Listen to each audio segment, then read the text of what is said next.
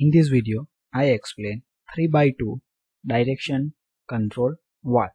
So first I explains the basic of 3x2 direction control valve, means its symbols. Then I explain the sliding spool types and the rotary spool type in this video. So first we understand the basic of 3x2 direction control valves. So this valve is used to operate the single acting cylinders. Okay, why it is used for single acting cylinder, not used for double acting cylinder, that I explain later on. So here you see this is a symbol of 3x2 directional control valves. The first 3 is indicate 3 port is used, second 2 indicate the 2 position is possible. For the 2 position we need to draw 2 square. So this is the first square, this is the second square, and inside the square we need to indicate the 3 ports. So first port is the pump port. So it has the 3 ports namely. Okay, so first port is the pump port or inlet port P, means from the pump port. So here the pump have the first letter is P. Okay, due to that it is mentioned as the port P. So here you see this is the port P. Second port is the cylinder port A. So here you see the A port is mentioned, and the third one is the tank port T. So first letter of the tank is T, that's why it is mentioned as the T ports. And here you see this spring is provided, and it is a pump types the press button switch. Okay, means it is a spring return types. Okay, so why it is used for the single acting cylinder? So in a single acting cylinder only one port is provided on a one side of the pistons. Okay, and in a 3x2 directional controller only one outlet port is there, means from the pump the oil is coming, it is only supplied to the A sides, and from the A again it is supplied to the tank sides. Okay, that's why the in a single acting cylinder 3x2 port is used. It is not able to use in the double acting cylinder, means 3x2 directional control valve is not used in a 4x2 directional control valves. Now first we understand the working of 3x2 sliding spool type valve. So here you see this is the figure of sliding spool valve. The figure show palm button operated spring return type 3x2 sliding spool type valves. So palm button means here this is the symbol of the palm buttons. Okay, this is the spool, and this spool is the slide inside the valve body. This section is indicate the valve body, and inside this valve body this spool is there, and the spool is slide inside this valve body. That's why it is written as the sliding spool types. And here you see this spring is used. Due to the spring force, the valve is naturally due to the spring force they are come into the second positions. Okay, due to the spring force, that's why here the spring return word is used. That is a spring return type 3x2 sliding spool valve. It has a spring loaded spool inside the valve body. So here you see this is a spring. Okay, and spring is loaded by using the sliding spool. That's why here the spring loaded spool inside the valve body word is used.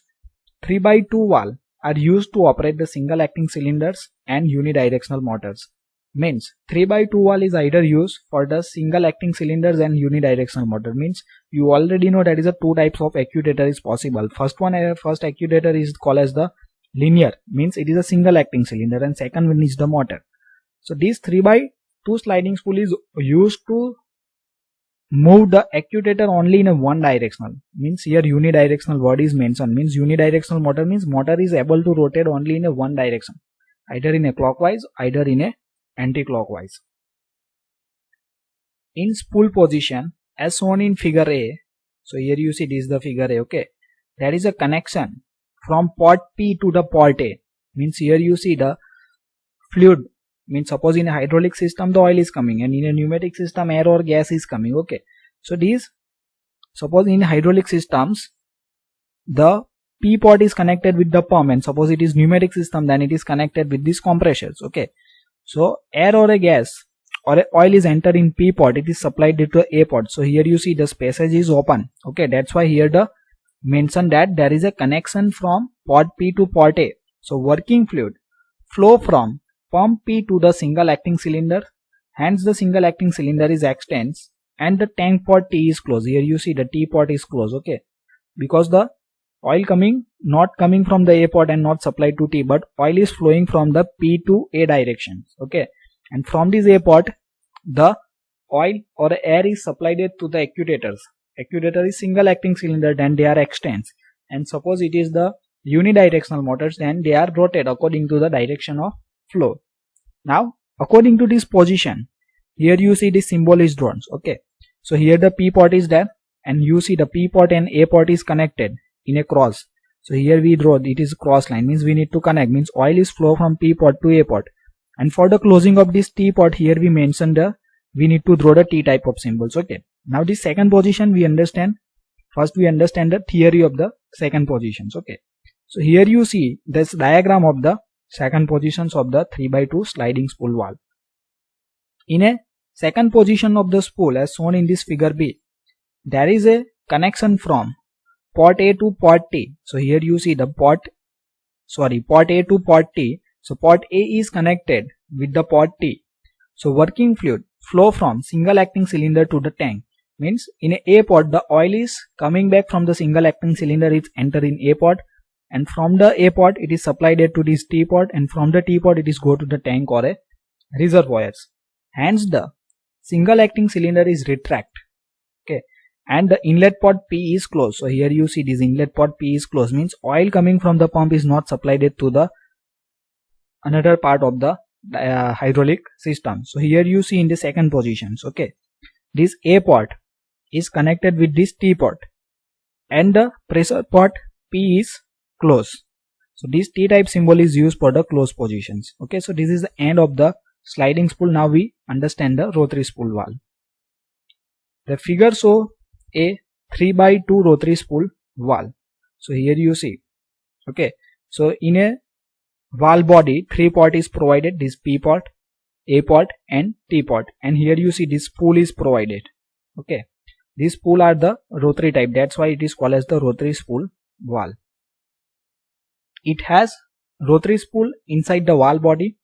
The spool is rotated through 120 degree to operate the valves. Now why 120 degree rotations is required? Because it have the 3 ports, and 3 ports are located at the 120 degree to each others. Okay. That's why we need to move this spool to the 120 degree. In a 2x2 what we study, we need to rotate it the 90 degree.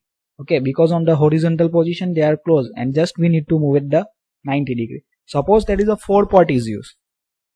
In a 4x2 directional controller, we provide the 4 ports.